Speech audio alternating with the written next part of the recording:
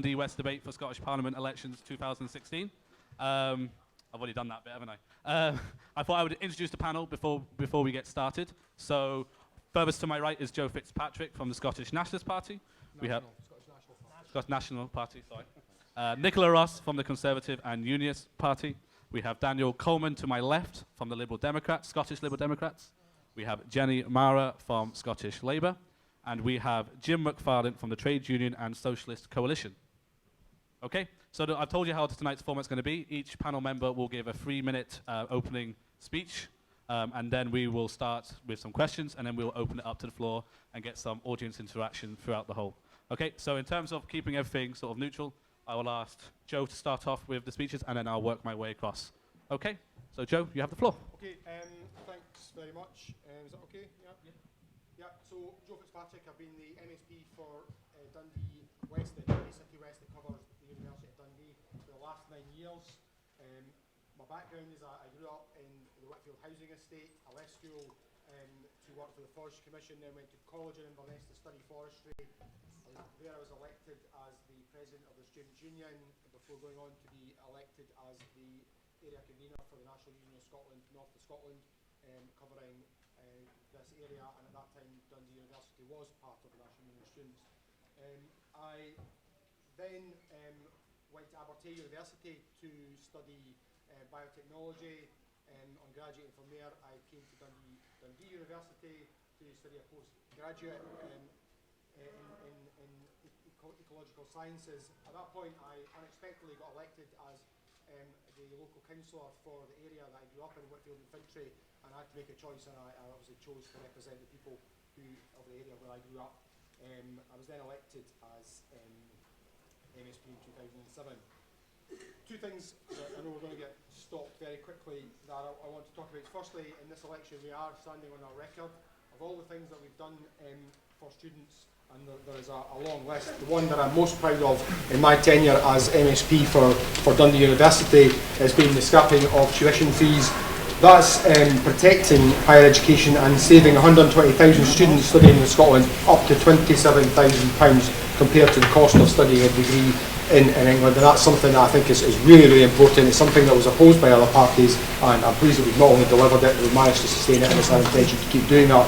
In terms of our proposals for this election, the one thing that I think is most important of our aspirations going forward is we want to make sure that every young person has an equal chance and choices for their life going forward. So every child, whatever their background, should have equal chance of going to university. So our aim is to have 1/5 of students entering university come from the 20% most deprived backgrounds in Scotland by 2030. Now that's not going to be something that we can do overnight, but working together I think it's achievable. It's something that Dundee University and Aberdeen University, working with Dundee College, are actually doing really well. They're doing far better than most other institutions across Scotland, but they still need to go further, and so our aspiration is to get to that point where it doesn't matter where you grew up, you have an equal opportunity to get to university so you can reach your full potential, whatever that is. Taking that forward, we'll be using the blueprint for fairness, which was taken forward by the Widening Access Commission. That's about how we're going to deliver that and how we're going to make that happen, because it will be a partnership. We're going to appoint a commission for fair access to report on the progress, because obviously 2030 is a few years off and we need to make sure we are making the progress to achieve that in time. One of the other things that we're going to do is guarantee a university place for every care experienced young person who has the entry requirements, and provide them with a full bursary. So again, I think that will help us get towards our 20% target and make sure that there is equal access to university. We're also going to continue our social contact with students. So in Scotland we have maintained and extended the EMA to help under-19s from low-income families stay in education. College students in Scotland have the highest bursary rate across the United Kingdom.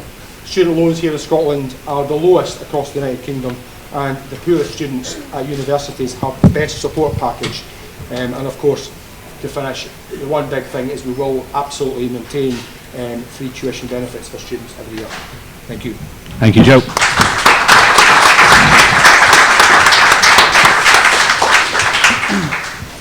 Okay, Nicola, you have the floor.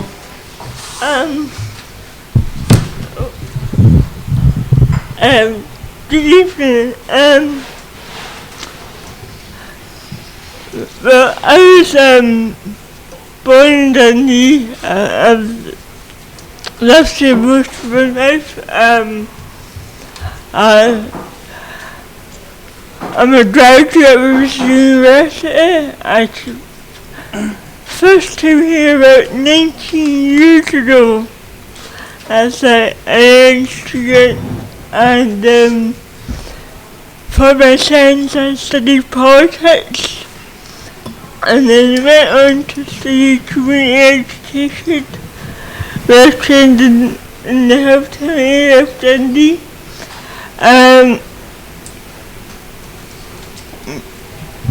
I know how important students are to Dundee life, for not only the economy but the communities and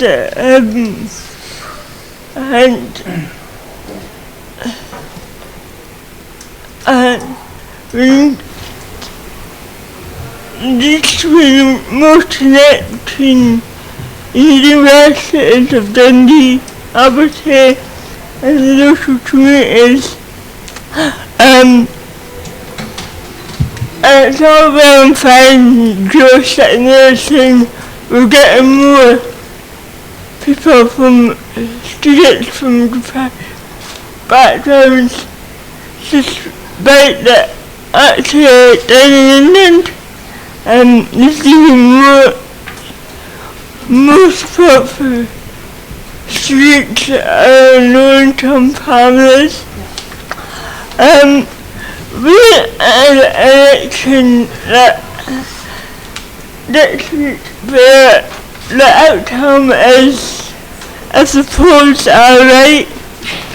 Pretty much, we know what the outcome will be. And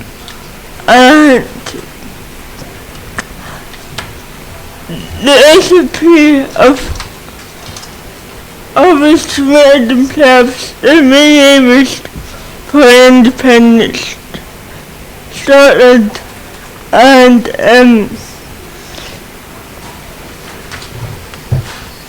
I think 2 years ago, well less than 2 years ago, we all had a major debate about a referendum, but the outcome was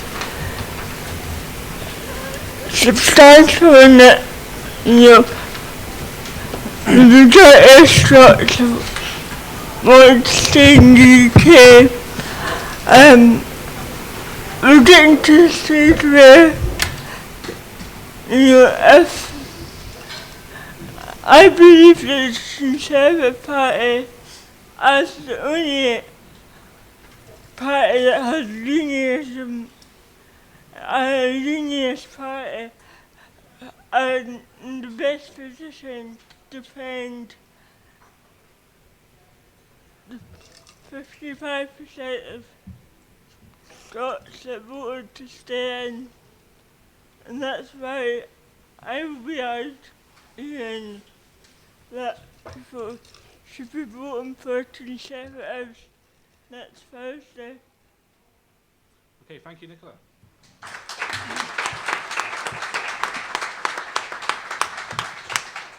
Okay, Daniel, you have the floor. Thank you, Tim. Just first of all, thank you very much to DUSA for having us all here this evening. Thank you to Tim for sharing the debate. It's great to see so many faces getting involved with democracy at the local level. This election is about an opportunity to make Scotland the best again. And that's why I'm asking you to vote for Liberal Democrats next Thursday coming. Our education system is a very good system, but it can be a lot better. And to be the best, we need to end the cuts that we've seen to the education, an ambitious nursery expansion programme, a pupil premium, an investment in schools and more college places. This investment will give every child a chance to realise the potential and give the economy the skilled workforce it needs.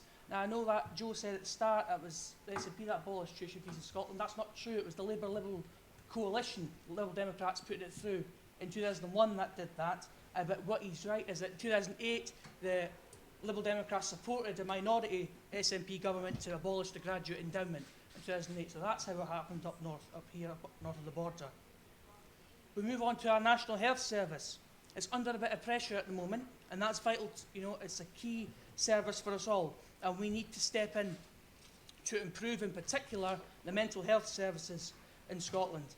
There's nothing north of Dundee, and there have been cases of people coming from Dingwall to Dundee to see somebody about their mental health, and that's not acceptable. That's not good enough. You're travelling. The start is a dangerous road coming down the A9, and that long journey, and they should not have to put up with that. So we will put that correct. Climate change is so important in this modern day society. We had great targets, but we've not actually met them yet. We support action on climate change, including warmer homes, better public transport, and stopping open cast coal and fracking. Our civil liberties in Scotland were once celebrated across the world. You always see, in America, their constitution, actually a lot of that came from Scotland all the way back then when it was introduced. That's true. And to be the best again, we need to stop things like stop and search, and perhaps the super ID database, and this named person policy that seems to be a bit hashed together. Scotland is a rich and diverse country, but power has been stripped away from the local communities, and that's something the Liberal Democrats will look to reverse. We need to support a reform programme that will put power back into local communities, empowering nurses, doctors, teachers, and the police to be able to do their job. And that's why, as well, to have a strong economy, fair tax, and good public services. That's why we could support a continued membership in the European Union. A reformed tax system makes work pay and investment in public services. Liberal Democrats, in the past 5 years, since 2011, only having 5 MSPs, have punched well above the weight. We are challenging the centralisation of the police, standing up on mental health, opposing cuts to colleges, and on expanding nursery education. We have been a powerful force with only 5 MSPs. With more MSPs, we can do so much more. So the Liberal Democrats have a bold and positive plan so Scotland can be the best again. And that's why I ask you to vote Liberal Democrat on the 5th of May. Thanks. Thank you, Daniel. Okay. Jenny Mauer from Scottish Labour, you have the floor. I don't have a very loud voice, Tim, so I'm trying to move this microphone. Can you, is that picking up? Okay, great. Thank you all very much for coming out on this rainy night. My name is Jenny Mara and I am the Scottish Labour candidate for this constituency, Dundee West. It's a great pleasure to be here tonight because this is the first chance all of us candidates for Dundee West have had to debate against each other, and it's great to be here in DUSA tonight. I'd firstly like to touch on a few points on higher education. I know that's the main reason we're here tonight, and then talk a little bit about wider election issues. I'm very glad that this is the first chance to debate tonight because I was very interested in holding the government to account and to their record. And Joe Fitzpatrick from the SNP said tonight that on higher education he wanted to stand on his record. I have to say I'm quite surprised by that statement because when he talks about fair access in Scotland, unfortunately in the UK today Scotland has the lowest percentage of university entrants from the poorest backgrounds. Scotland has one of the lowest proportions of entrants from state schools in the whole of the UK, and we also have the highest dropout rate. And I don't say this with any relish because the issues we face in Dundee with poverty and deprivation mean that these statistics impact our city greatly, the city that I want to represent. And Joe talked about a full bursary. In 2012-13, the SNP budget cut bursaries for your bursaries in higher education by 30%. And I see some people in the audience knowing, you know the impact that this has had on you and your fellow students. So I'm interested in his pledge to reinstate bursaries. To abolish student debt as well. The SNP came to power in 2007 saying they would abolish student debt. They didn't do that. Student debt has actually doubled since they came to power. But particularly concerning for me is what is going on in this university, your university, because you are facing a £10 million deficit in your budget, and that is having an impact on staff and students right across this university, with job losses, with courses being cut, with classes being cut. I don't think that's good enough. And what appalls me about this university received the biggest cut out of any university across Scotland from the Scottish Government. And tonight, I want to hear what the SNP Minister has to say about that and why he allowed that to happen to this university and to this city. Can I say that our plan in this election is to reverse the SNP cuts to your bursaries, and we want to reinstate their value to the highest level since the cuts in 2012-2013. Your university and the work you do here is so important to our city. We are a post-industrial city, and we have seen our city flourish again through the work of Dundee University, Abertay and the college. It is critically important, not just for you, but for this city, that this university flourishes and we do reverse these cuts to higher education.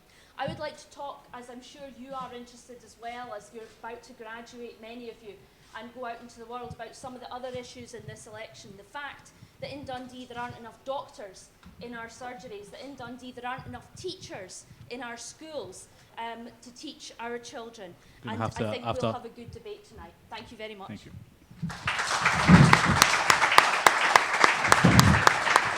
Thank you, Jenny. Okay, Jim, over to you. Thanks very much. I've got a loud voice and I hopefully that carries.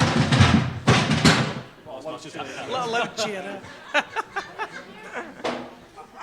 You were scared people going to do it, so I was going to do it. My name's Jim McFarlane. I'm the candidate for the Trade Union Socialist Coalition, and I'm standing here tonight because I think we need real change.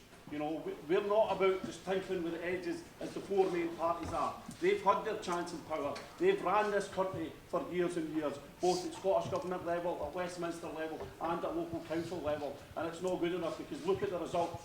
Look at the results. 1/3 of children in this city, nearly 1/3 of children live in poverty. Record levels of demand for food banks. At the same time, those at the top in society are still raking it in. Big business, the wealthy, have seen the gap in their earnings grow at a time where everyone else's has taken a hammering. So I'm never accepting the argument that there's not enough money for decent public services. There's not enough money for decent higher education. There's not enough money to provide decent facilities for everybody and access to university and further education for any of our young people in this city. Because our young people in this city are failing, because educational attainment levels are falling.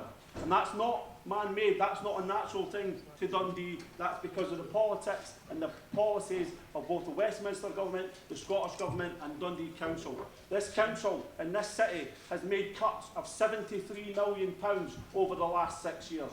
£73 million and a loss of 1,200 jobs at a time when Dundee needs more jobs, not less jobs. So we need a future for our young people. It's not good enough to say that the money spent on investing on the waterfront or anywhere else will somehow be a magic wand to solve the problems in Dundee, because 0 hours contracts, casual hours, minimum wage is not good enough as a future for our young people. We demand a living wage for our young people, £10 an hour living wage for people in this city, and no exemptions. It's a disgrace that young people are discriminated against when it comes to the minimum wage, as if somehow you go to shops and because you're a young person things are cheaper than as if you were 26-year-old. If you're doing the job, you should get the rate for that job, and you should have the right to be organised in trade union and workers' rights and everything else, you know, like that.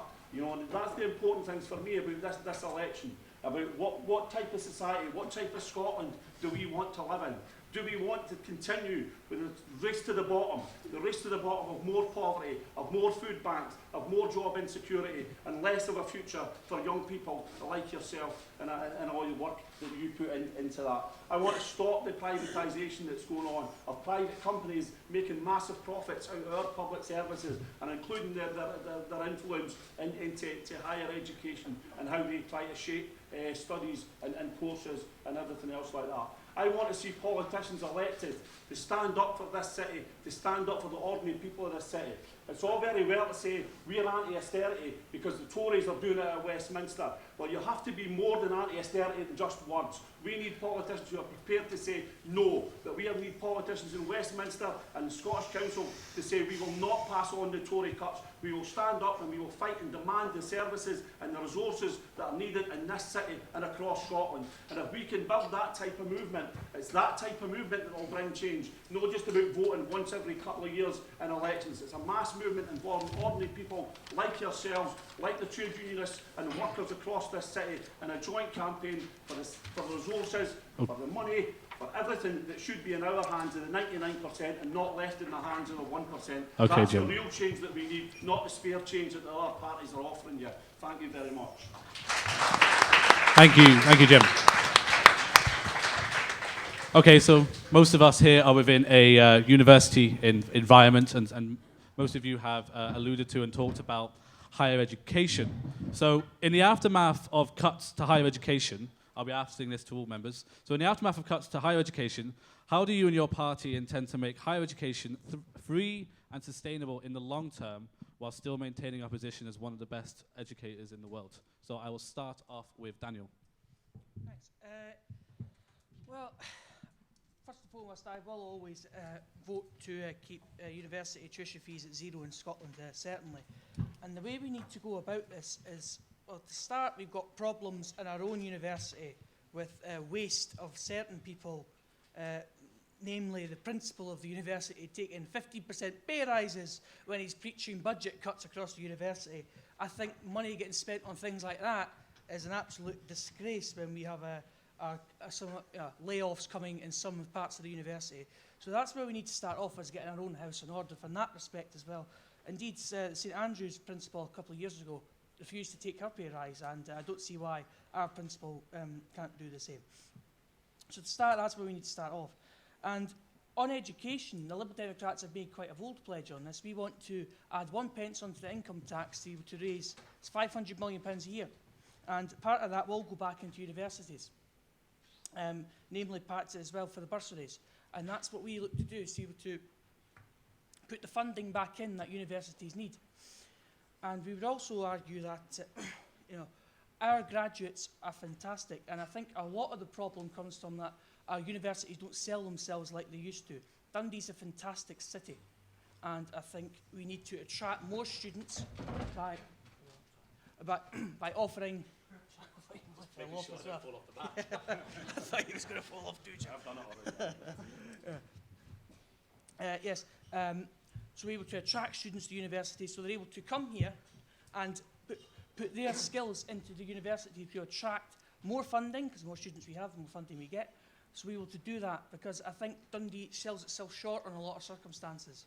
And our graduates seem to be determined to abscond to other places. And that's the key, is to get Dundee up on its feet again, first and foremost, because if Dundee's on its feet, it's a vibrant city, then the two universities here will be a vibrant city. So both, we need to think about Abertay while we're here as well, not just Dundee University. We need to promote the fact that Abertay University is one of the finest in the industry of video games. I think that is fantastic, but I think we sell ourselves short on that. The more we promote that, the more people will come here to be able to study here and get the best degree they can. So that's how I think we can go forward as a party to improve our higher education system. Okay, thank you, Danny. Okay, I'll go over to Joe. Obviously, Joe, you're the sitting government party SNP, and obviously Jenny alluded to there about the cuts that Dundee has been inflicted from the recent budget. So obviously, over to you to answer. Okay, yeah, absolutely. So first of all, something else that Jenny said was suggesting that we weren't doing terribly well in making progress in terms of getting kids from most advantaged areas in the university. Now, clearly, I don't think we're where we should be, because I want to get to the point where it's 20%. It's 1/5 of all entrants to universities come from the 20% most disadvantaged areas. But when we took office, the figure in 2007, the figure was 6.4%, and we've increased that to 8.9. Not nearly good enough, and Dundee is much better than that. But we have been making progress since we've been in power compared to what was there before. Looking at the question about how we keep higher education free and sustain in the long term while maintaining our position in the world, So when the Tory government came to power at Westminster, the very next budget in 2011-12, the Scottish government spending for higher education institutions was £926.2 million. So despite real term cuts in the Scottish block grant, that's risen to £1,062.9 million. That's almost an 11% increase. But you know, the UK Spending Review published last year made it clear that public expenditure in Scotland will face year-on-year real terms reductions until the end of the decade. That's going to mean that Scotland's budget is going to continue to fall, and by 2020 it's going to be 12.5% lower in real terms than it was when the Conservatives came to power in 2010. So that's £1 in every £8 being cut by the Westminster government. And capital spend will take the same sort of cut. So what do we do? Clearly universities are going to have to look at how they operate and how they work, and how we use our resources more acutely in order to stay at the top of the game globally. And one of the things that we've done that I think will make a difference is the Higher Education Governance Bill that was passed in the last Parliament. So as Mary Senior, the UCU Scotland rep, said, no one's questioning that Scottish universities are good.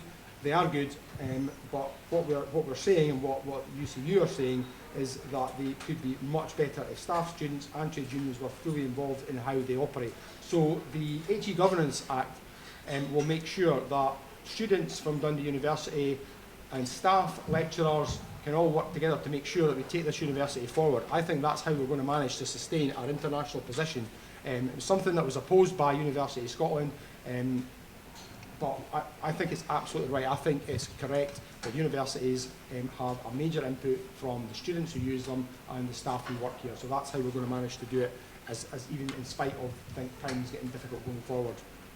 Okay, thank you. Obviously, Jenny, you raised the issue of the cuts. So how would you respond if Labour was put in government to make sure education was remained free, but also the funding was put back?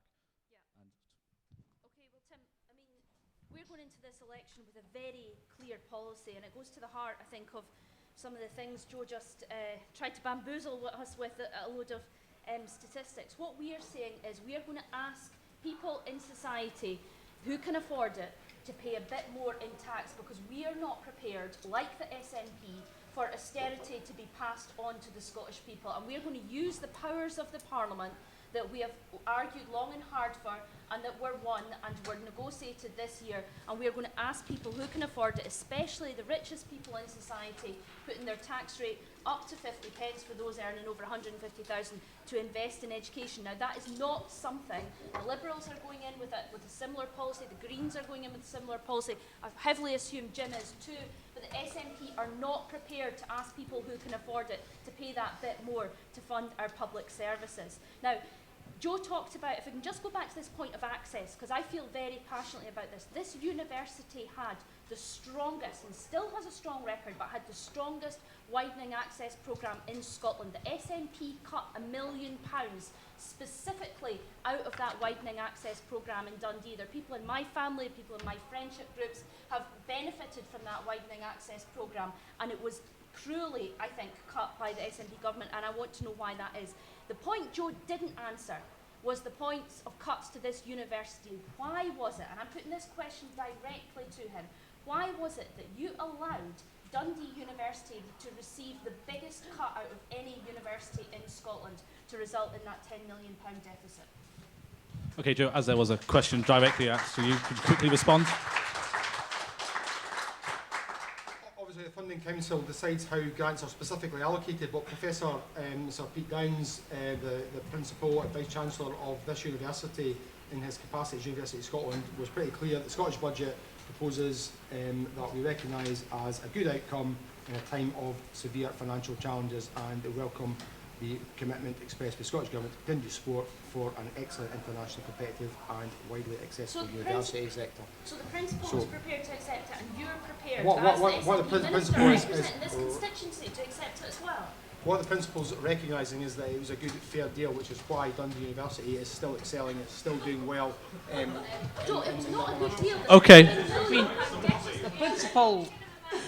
Okay, I'm well aware that this is a 5-person panel and not the Jenny and Joe show. So, Jim, would you like to answer how you would make education free and sustainable in the future? Yeah, thanks very much. I wasn't looking forward to the Jenny and Joe show. Yeah, it's good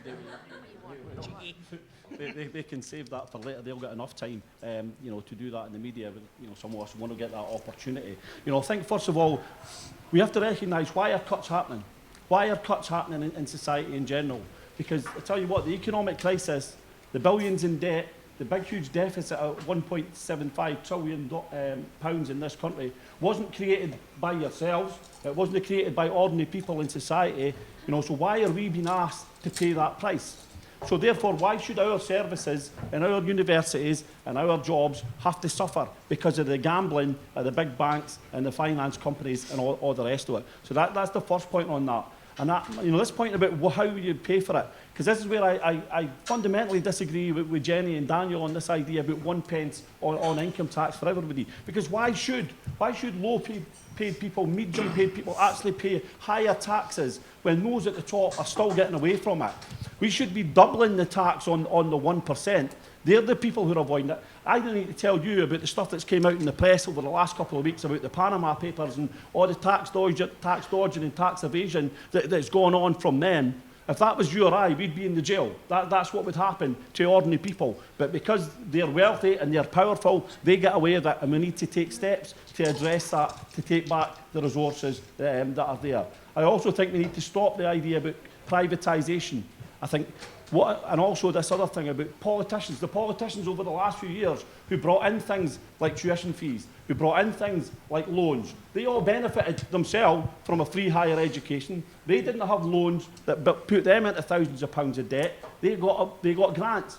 We should have a living grant for students, make sure that they can live on a day-to-day basis, aren't forced to take 0 hours contracts working in bars or supermarkets that then affect their studies because they're spending that much time having to work just to live, to exist. That type of thing means that higher education is not accessible enough for people from a poorer background. We need to address those issues that are issues of poverty that put people off, but also mean that even when people get into university, the rates of dropout are that high from people from poorer background. Now, that's not an accident. That's a direct byproduct of how the system is run, because it's run for the wealthy's benefit. So I want to see, real jobs. I want to see minimum wage of £10 an hour and the end of 0 hours casual contracts. That sort of stuff that gives young people a future. When you young people then graduate and get into jobs, you then pay taxes. And a progressive taxation deals with that. The higher earners pay more. Ordinary people are already paying more than enough in taxes. Ordinary people already pay a higher rate through indirect taxes like VAT and everything else like that. That's what the real change that we need. Okay, thank you, Jim. Okay, Nicola, obviously over to you.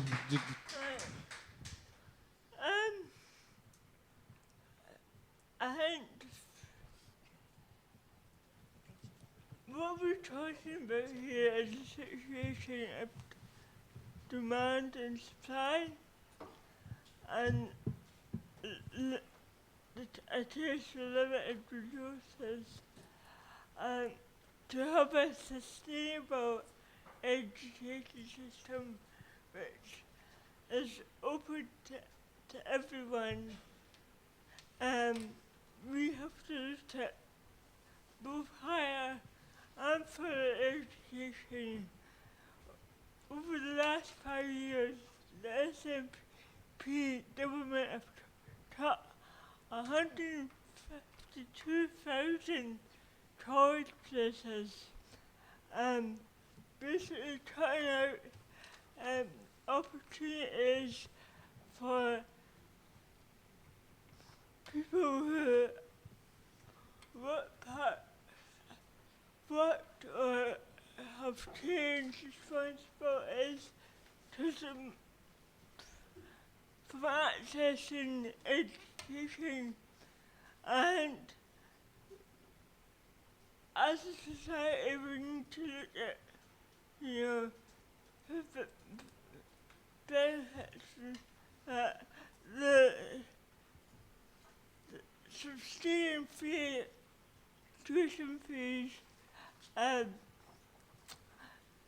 meant that a lot of young people have been knocked out of education altogether, and this needs to be addressed. The proposal of the Conservative Party is a graduate contribution scheme. So, if you graduate over the time, over your lifetime, you will earn probably 100 grand more than somebody that hasn't went to university. What we are asking students to do is to contribute £1,500 for each year, and this does not need to be paid back until you're earning 20 grand or more. So if you, and this will enable us to put back in place the tourist places that have been lost.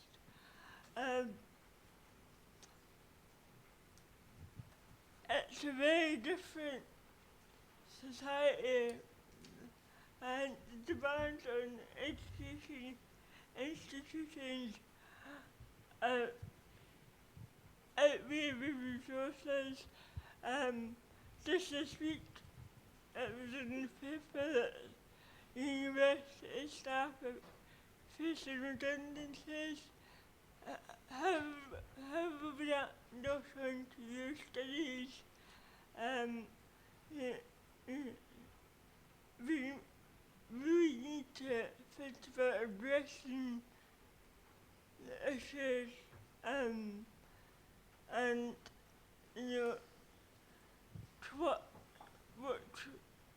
to maintain the quality of education, not just we need quality of a free education.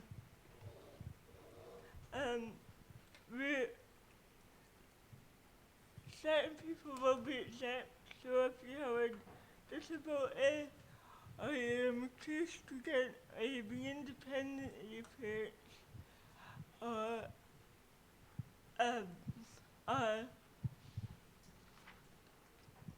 from a deprived background, then you'll be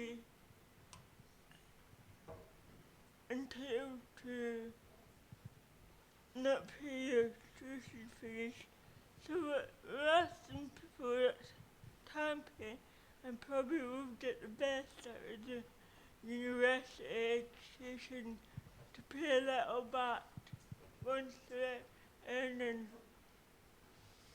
Okay, thank you, Nicola. Okay, so this is where we're going to open it up to the rest of the floor. Now, I'm asking for questions that relate to higher education and what you want your representatives to do. Okay, I've got my first question over here. Stuart?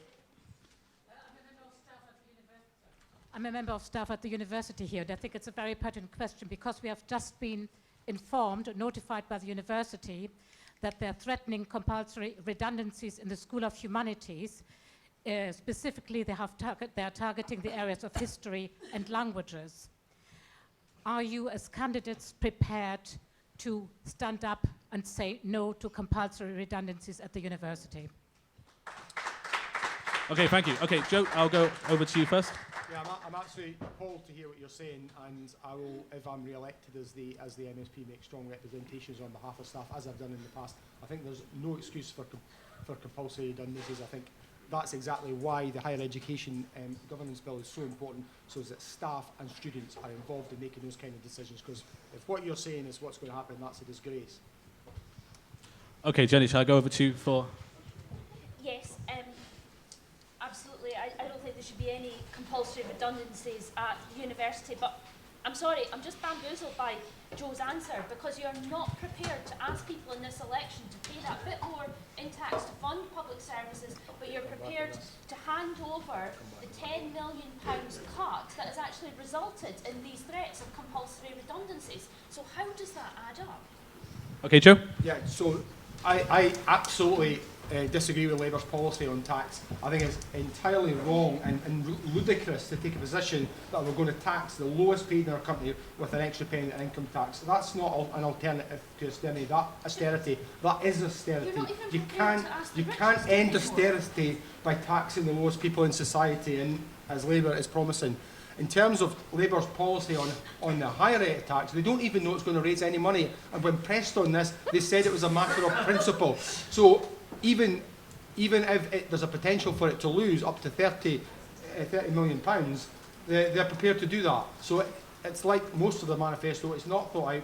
When pressed on some of these issues in the Scottish Parliament, their spokesperson Jackie Bailey said, "Oh, mere details, doesn't matter." Well, it does matter, because next Thursday we're electing a government for Scotland that's going to have to take Scotland through some pretty difficult times, because we've still got a Tory government at Westminster that Jenny stood side by side with in the referendum. Okay. Jim, as you're standing for the Trade Union and Socialist Coalition, you probably have a strong view on this. I mean, absolutely. You know, the cuts and the attacks that you are facing, I work with in the local trade union with UCU reps, you know, on a day-to-day basis. And what I'm saying is absolutely stand with you, totally against all the cuts, including any compulsory redundancies, that if elected, you have my full support. But you know what, even if I'm not elected, if you take strike action, if you take demonstrations, I will be there supporting you, giving you full solidarity. Okay, Nicola? Yeah, I'm really, as a graduate of humanities, I'm quite appalled at the targeting them because it seems like an easy hit for especially languages, but so is me. And really, there needs to be a better way of funding universities. It doesn't need to result in cutting staff and cutting the quality of the services and the education which the university provides. So I would be, if elected, in support of trying to keep staff jobs at the university. Okay, thank you, Nicola. Daniel, finally from you. I would totally oppose compulsory redundancies as well. I'd stand there to defend your position in the university. And indeed, elsewhere in the university, it's rumoured that people in the financial department will have to reapply for their own jobs. I also think that's an absolute disgrace. Why should they have to do that? It's their job already. You know, these things need to be put to a stop, and indeed I'd stand side by side with you to stop that. Okay, does anybody have any more questions around higher education? Yep. Stuff that. Stuart, stand up. My question is mainly for Joe. I think I'm dead popular tonight. I understand that it's important for people from deprived areas to get university places. However, how can you expect the kids in Dundee to attain the grades that they need to get into university and to get the proper grounding in education behind them when their schools aren't even properly staffed and they're missing out on their higher education? Not to mention the kids that won't go on to university that just need their high school education. Okay, Joe. There is a challenge in appointing teachers in some areas, and we need to address that. We need to start getting those teachers into the schools. When we came to government, there was actually a surplus of teachers, and it was the other way around, so we were attacked because there was teachers couldn't get jobs, and it is quite a difficult thing, and it's obviously a long-term plan to get the right number of teachers through college and university qualified to match the numbers that are required, and clearly there isn't quite enough, so that's why we're training teachers and we're doing that work. It's really important. It's particularly in some of the specialist subjects, so that's why we've got courses designed to take people who've got other degrees, they've graduated already, to do a rapid transfer into teaching to get those positions filled. But you're right, we need to make sure that the right teachers are available for students right across the city. One of the things that the Council in Dundee have done that I think helps is the city campus, which I think is a really good idea, which makes sure that where there are challenges in one particular school, that the students can move to another school to do those particularly advanced courses and higher courses. Obviously, just while we're on the subject of obviously, people from deprived areas, Jenny's obviously already talked about her passion around in her opening speech. Jenny, do you have anything to respond? I'm aghast. It's the first I've heard of not enough teachers coming out of this university. I spoke with the lecturers in this university just the other day, and they are producing many teachers, as many as the Scottish Government will allow them, as the cap allows them to produce, and there are teachers looking for jobs in this city. The reality is, because of the local government cuts, there isn't money in the education budget under the SNP government and under the council to employ them. Joe, there are kids in schools in Dundee having to go into the dinner hall to be looked after because there aren't enough teachers in the schools. You've been in government for 9 years. Positions are all advertised. Joe, you have been in government for 9 years and you're telling me posts have been advertised. It's happening in Fort Hill Primary School as well. They're being taken into the dinner hall and looked after, the biggest primary school in Dundee, because there aren't enough teachers, and that is exactly what the questioner was talking about. Okay, Jim, can I come over to you there for a quick? I mean, I'm a unison branch secretary locally in local government, so I represent a number of workers in schools. I welcome the commitment from the Scottish Government to protect teacher levels, but education in schools isn't just about teachers. So the people that I represent, like early years practitioners, classroom assistants, early years support assistants, all those type, they're the people who are suffering. They're the jobs that are going through the cuts in the local councils. And I think it was a disgrace a number of years, just 2 or 3 years ago, when this local council took away the early years practitioners out of the primary schools, out of some of the most deprived areas, who were helping young people who were struggling with their literacy levels. Now, they had the evidence to show that the work that they were doing was making a difference from these kids, and that was taken away from them.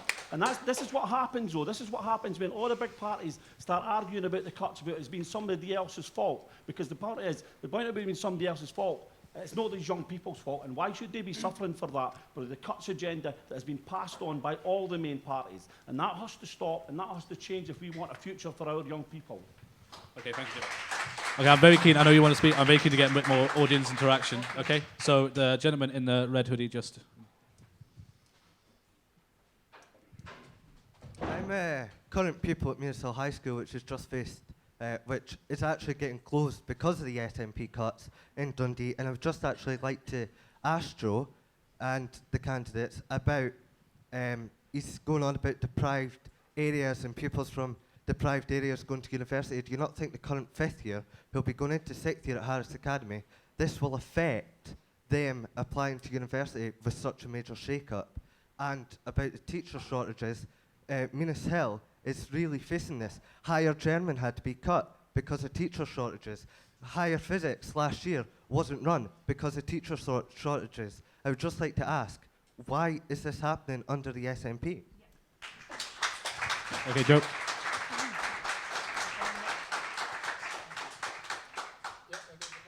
So the council needs to make a choice about how they can make sure they're providing the best education for every young person across the city. And I think the SNP can be very proud of the fact that with the announcement of the rebuild of a new Baldragon Academy, all the high schools in Dundee will either have been rebuilt or substantially refurbished in recent times, making sure that every child in Dundee gets the best possible education. Now, I know that yourself and I know that yourself and some of the... Okay, you've had your chance. Let him answer the question.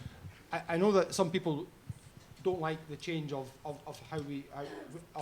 Meanshill closing and pupils going to Harris Academy. A high proportion of young folk from the Meanshill catchment were already making that choice to go to Harris Academy. That was already happening.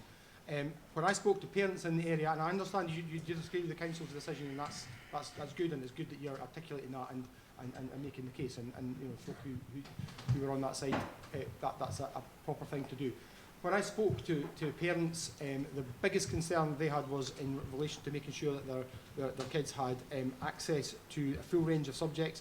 Transport was something that came up, and I think the council have come up with a good, positive solution for that. And the other thing that going around Meanshill, speaking to people in the Lochie ward and its wider context, was to make sure there wasn't a major loss of community facilities, and that's why I'm really pleased that in Meanishill in particular, there's a new community campus being built, which the community are involved in developing and taking forward, so they have ownership of that, and that's the right way to do things. I know you're never going to be happy about your school shutting. If my school was to shut, I'd be disappointed as well, and it's fine. Okay, thank you. I'm astonished though that Joe's saying this. Right? Okay. This Meanishill campaign ran for months, and he was nowhere near it, and neither were any of the SNP councillors. Okay, thank you, Jim. Okay, Daniel is itching to say something, so. Thanks, Tim. Yeah, I mean, Jim touched on early years education. That's something that we as Liberal Democrats are very passionate about indeed, because it's very true. Your first 2 years of life, if you really dictate how your life's going to turn out. If you're brought up in poverty or without the education you need in your first 2 years of life, you will find that your chances of getting to university are reduced, your cancer rates are higher, your chances of making better money are lower, and all that. And that's where we need to invest as well. And that's part of our 1 pence for education programme. And indeed, in schools, what we want to do is introduce what we did down south is the pupil premium.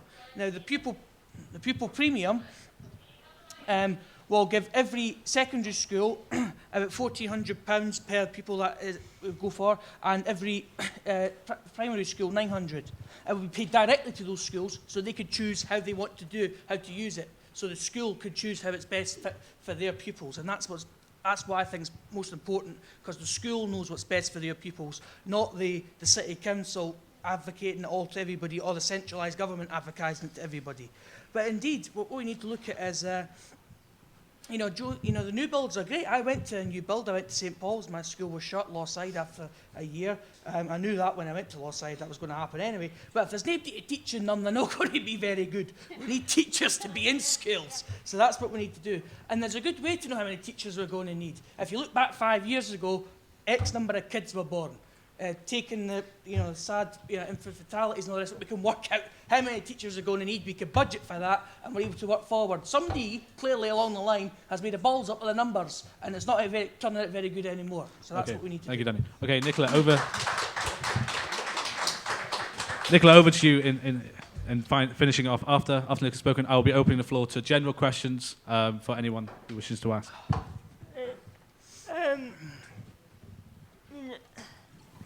We support the Timon breakfast tax which follows the child directive reduction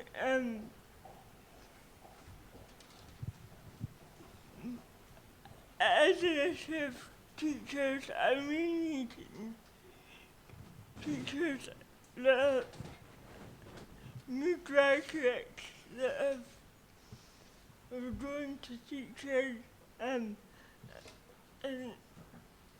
encourage them, and one of the most encouraging aspects is if they hear of people that have done their teaching qualification and come out of it with no job. I think we need to sort that out. We want to put in place a scheme that will encourage the brightest graduates that want to teach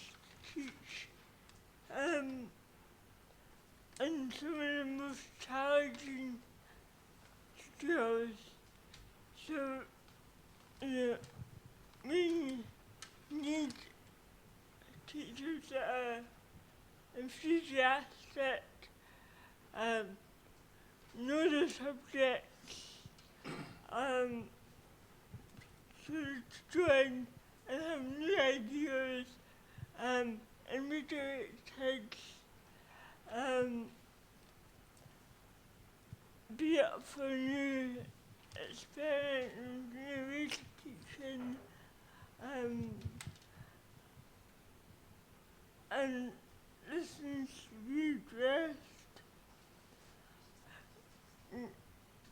I mean, really need to get down back to the basics. Numeracy and literacy. When I worked in education for about 7 years I was actually a community worker, and I worked in a school at we had to look at curriculum for excellence, and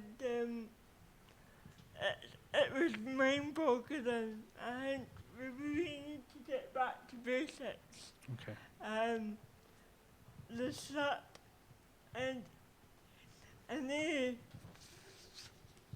folded around and said, read this, and said, you're lucky, the teachers have about 4 of them. So really, I think we need to get back to basics. You know, and stop trying to complicate teaching, particularly in primary schools. Okay, thank you, Nicola. Okay. Any questions? Okay, Niall in the middle. I know your name. Yeah. I'd actually like to follow on from what Nicola said and ask, and actually Jenny as well, you touched on dropout rates when you first started at the start of the evening, and ask whether dropout rates aren't actually to do with the background, but are actually to do with the wider education system. Curriculum for Excellence has been implemented the last few years, and attainment isn't really going up. Exam rates are actually improving, but dropout rates are also going up as well. So clearly there's some sort of discrepancy there. So the question really is there a failing in the school system? Is there a failing with the exam system? And I'd like to see if anyone's going to address that directly in the next government, if elected. Okay, Jenny? Ask if it's a multifaceted thing. I think you're probably right that there's responsibility in both. We've said this election, as I said in my opening remarks, we will restore the student bursary, and that's going to go up by £900 for young students, and I think it's £1,000 for independent students. I can check that in my notes, but I think there are financial issues when we're looking at the dropout rates, and especially for students from more deprived backgrounds, that they find suddenly that all the costs of university or college overwhelm them a bit, and that's one of the reasons for dropout. But I think you're right to say it's not just about finance. I think there's got to be work done in our schools about raising aspiration, right from sort of primary school level. So people, once they start to think that they might want to study or might find the ability to study, are really focused on that and are encouraged right through their education, primary and secondary, to reach the tertiary spot and then to stay on and graduate and go beyond that. So I think you're probably right to identify all of those. Okay, I'll go over to Nicola very quickly, and then I'll ask another question from the audience.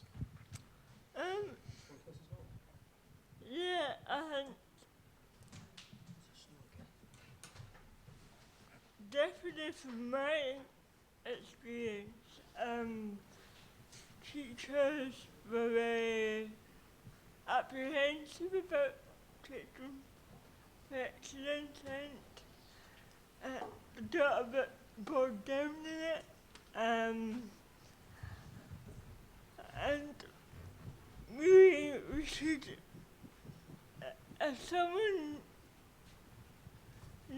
wants to goes into that profession, qualifies, does all the background training, is committed to continuous professional development. I really think we should give them the courtesy as a professional to develop, in classroom styles that will benefit their pupils, and not be so prescribed. I know one of my colleagues, for an experiment, decided to identify all the criteria which a teacher would have to do for every class activity. Usually doing it for one youth group, it took them about 4 hours to do all the kind of report writing up. So that's really time consuming. I think, you know, teachers should be more focused on what they're doing in the classroom rather than trying to work out various fits into what sections of the curriculum for excellence in. Okay, thank you, Nicola. Joe, you've indicated you want to give a quick rebuttal. I think the question is actually really important, and the way you put it as well is correct, that it is more than just finance. It's more than that, the reasons for dropouts. So we need to look at the full support package that we're providing for students, so as well as finance, health and well-being, particularly mental health. And so we're increasing, this is one of the things that young people, the Youth Parliament and NUS have been pushing, is in terms of the support that we provide for mental health. So we're increasing that dramatically. But where it may be about easing hardship as well. So one of the things that we're looking at is creating a national hardship fund. We already provide £16.5 million for discretionary hardship to universities. So maybe that's a starting point, but clearly we need to understand the fuller reasons for why people are dropping out, and making sure that students have proper access to the health facilities and other services is probably part of that. Yeah. Okay, thank you, Joe. Just going to open it up. We've got Stuart. Thank you. We've got one more question over here.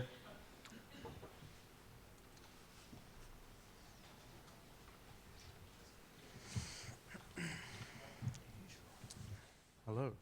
Hi. Scottish deficits proposed to become 3 times greater than the rest of the UK. So we're sort of expecting cuts. And education is undoubtedly in the firing line. With the current government historically not standing up to 23 million cuts from Swinney on councils, how would you be able to challenge Westminster and actually follow through? Daniel, I'll let you open the one up with that one. Yes, we have seen quite a bit of local government slashed over the past few years, and indeed, when we set out our 1 pence for education policy, we estimated that we'd raise about 450 million. We realised that would actually raise a bit more, about 505 million the first year and 520 million thereon after, and the remainder will be invested into reversing the local council cuts that we have seen over the past few years. And to standing up to the West, these things we need to be able to say, this is what the Scottish people want. If we vote for the Liberal Democrat voice, we'll say, this is what we're going to fight for, because that's what we voted for. We don't want to see our education system become one of the worst, because it's been for a long, long time and is recognised worldwide as one of the best. Indeed, we set up other countries' education systems as that good. So, that's we need to defend our education system. While, yes, it can be improved, I think we need to be proud that our education system is good as well, but we need to stop it now, because it's on the verge of falling through, and we need to stop that. Okay, thank you, Daniel. Jim, over to you. For me, this is the nub of this election, in the sense of how do you fight back against austerity? Because it's all very well, I can imagine Labour, Liberals and the SNP will all say we're opposed to austerity. But the point is, what do you do about it? How do you do that? Because it's not good enough to just vote in Parliament or say we're against that, but actually when we come to set budgets at the Scottish Parliament level or at council level, say there's nothing we can do about it. If you think about it, if every Labour, every SNP and every Liberal Democrat councillor and MSP who claimed to be anti-austerity actually voted in Parliament and actually stood up and said, we are not passing on the Tory cuts, we are refusing to do that, we are setting budgets on the basis of the needs of our communities, what would the Tories do about it? What would the Tories do about that? Because I tell you, it pose a challenge to Nicola Sturgeon, first of all, to local councils. Because is she prepared to defy the democratic will of people in local communities to send in the commissioners to run councils against the elected members that are supposed to be running those councils? And it's that thing about economic austerity. Economic austerity is not a necessity for the balance of the economy. It's a political choice, and that political choice has consequences, and those consequences is when you pass on Tory cuts, it means cuts to services that everyone relies on, in the health service and local authorities and everywhere else like that, and that has to stop, and that's why we need a movement that changes that. It won't be just the elected politicians that can change that. We would need a mass movement involving local communities and workers, you know, to challenge the Tories on that. But the Tories, you know, this is a weak government. You know, let's remember, mass movements got rid of Tory governments in the past. You know, the poll tax, we were told, was unbeatable. And a mass campaign of 18 million people non-paying, that's what brought down Thatcher and brought down that Tory government, and that's what we need now. Okay, thank you, Jim. Okay, Joe, is Nicola up for it? Well, I mean, the first question was asking about a deficit, and you know, most countries in the world do run a deficit. The deficit that is faced here is one that has been created under the Union. So, I mean, I think long term, the best way for us to manage Scotland's future would be for the decisions about how Scotland's finances and resources are made to be made by the people who live and work here in Scotland. And I think that's ultimately the best position for Scotland, to be the same as every other country in the world, and to manage our own affairs for ourselves and partners with our neighbours. Talking about the fight back against the Tories, well, with Labour now in third place in the last two opinion polls, the best way to send a clear message against the Tories is to make sure that the SNP's majority against a second place Tories is significant. So voting SNP both votes is the best way to send a clear message to the Tories. Okay, thank you, Joe. Nicola, with the recent polls suggesting that the Conservatives could be the opposition, how would you answer that gentleman's question? Well, I'm not sure. And the deficit would be a hell of a lot worse if we were independent. The other means, I think we were led in the garden path by the Yes campaign and the SNP with a fair story that they produced in the white paper.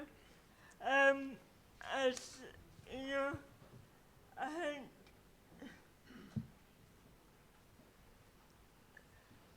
the fact is there's more powers in the Scottish Parliament that are going to be given tax,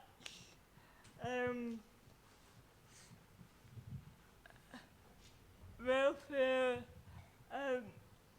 so whoever is in power next a week tomorrow will make to make more of an impact on how the deficit affects the people that live in Scotland. And you know,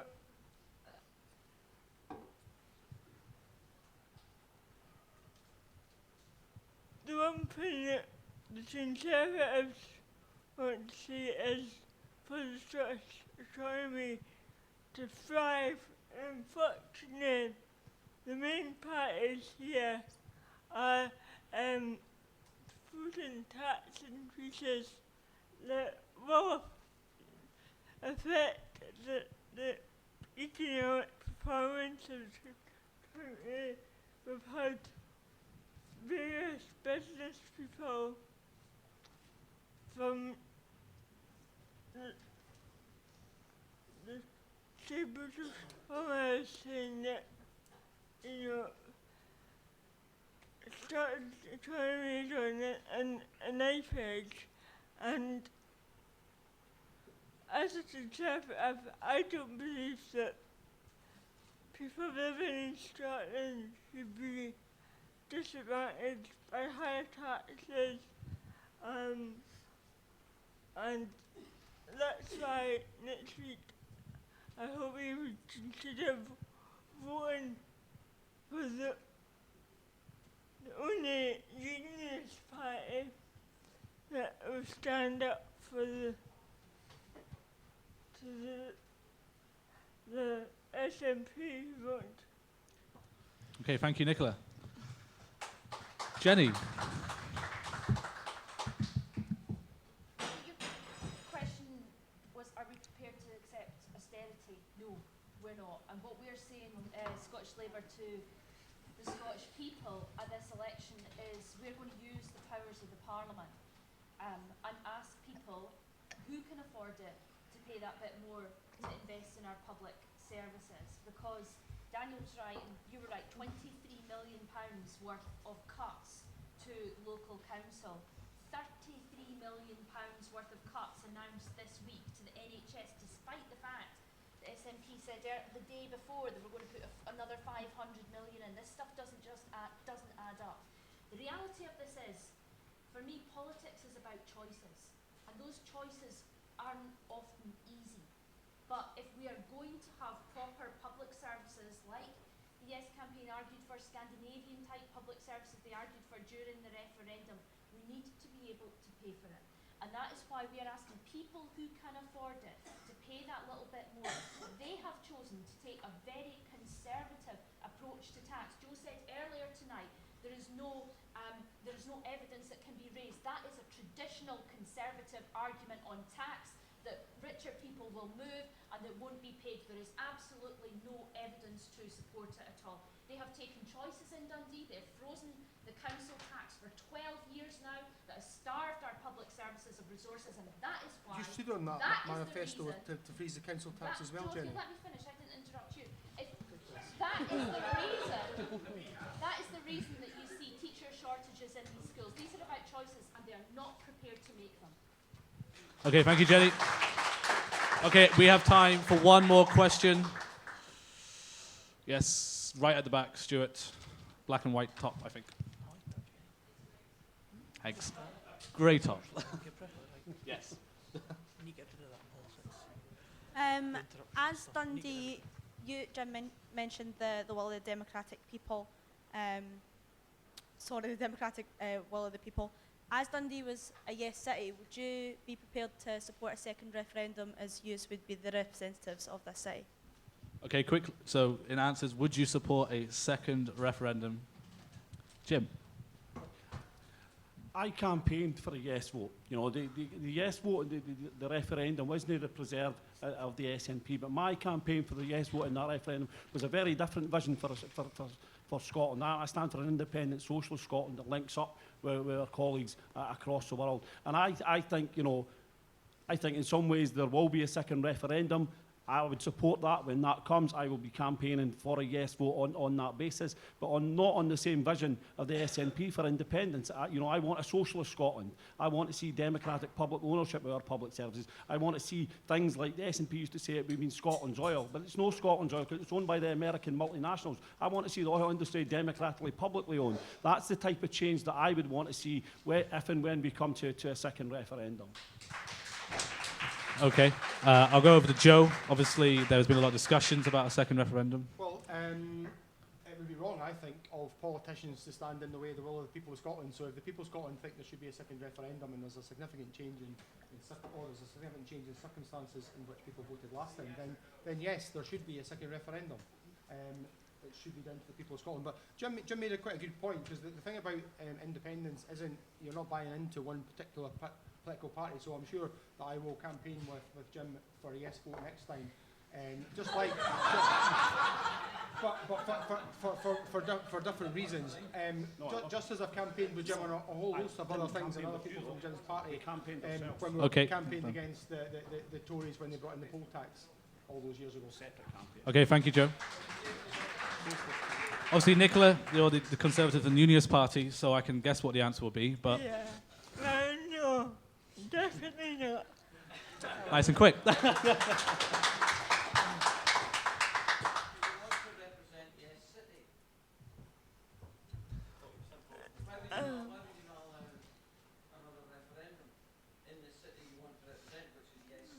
Okay. I think she'll be able to answer that afterwards. Daniel, over to you.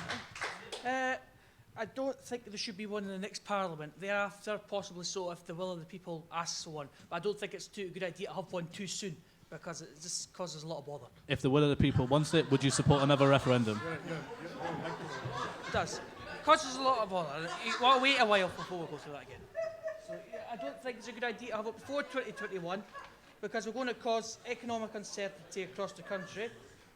while I think, indeed, but it would be ludicrous to deny, if there was a obvious will of the Scottish people, it would be ludicrous to deny it, because that's democracy. Okay, thank you. And finally, over to Jenny. Let me answer the question very quickly and then make an observation. No, I wouldn't support a second Stand with referendum. the Tories again. I wouldn't Stand with support... the Tories again. Okay, Can you let me answer? if you let her answer the question. I wouldn't support a second referendum. I agree with Nicola Sturgeon and Alex Salmond on this when they said it was once in a generation. And if you let me finish. Okay, let her finish and answer the question, please. Huge constitutional questions like this that take years to decide and years to campaign, I think should be once in a generation, and that's exactly what Nicola Sturgeon said. But can I say, Chair, I think this is interesting because Joe's saying about the will of the Scottish people, and I'm inclined to agree with him, but how do you measure that? You measure that through a democratic mandate, and the mandate was determined in 2011 because the SNP won a majority government and they had the proposal for a referendum in their manifesto. Now, my reading of the SNP manifesto that was released last week, there is no offer of an independence referendum in their manifesto, and I don't think it's being offered at this election, so it's clearly not an offer from the SNP for at least another 5 years anyway. Is that correct, Joe? No, it's very clear in the manifesto that if there's a significant change in circumstances or there's a clear change in the will of the people of Scotland, there will be another referendum. And in that referendum, I think we need to work really hard to make sure... What would be that progress we significant make in change? Dundee- Well, that will to be seen. Not a crystal ball in front of us, but that'll be a second opportunity for Scotland to deliver a better future for the people of Scotland. So I hope we manage to do it. Okay, that concludes tonight's. I'm afraid that was the last question. I'm afraid if the candidates are sticking around, I'm sure they'll be happy to answer any of your questions that you may have additionally. I'm sure this gentleman in front of me has a few questions to ask Nicola. I'd just like to thank everyone for coming along tonight, and obviously remember to vote next week. DUSA itself is a polling station, so all those people out there, check where your polling station is and make sure you go out and vote, whoever you want to. I would also like to invite everyone next week, next Friday. We are having our final lecture in the Neverendum series, which is focusing on the EU debate with the referendum coming up in June, which is a huge decision that the people of the UK have got to decide on. So please come along to that next Friday in the Tower building on the campus. Thank you again, and enjoy the rest of your night.